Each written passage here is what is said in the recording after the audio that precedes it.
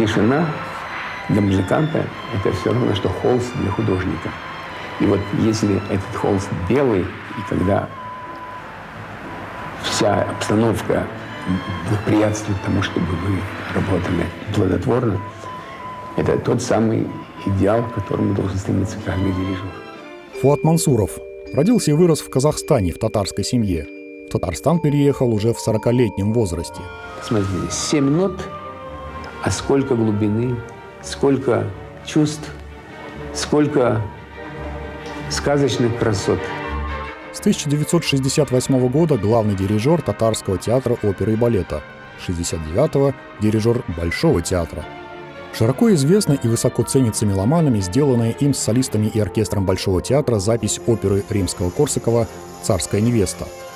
С 1970 года он профессор Московской государственной консерватории, а с 1986-го профессор Казанской государственной консерватории. В 1989-м становится главным дирижером и художественным руководителем Государственного симфонического оркестра Республики Татарстан.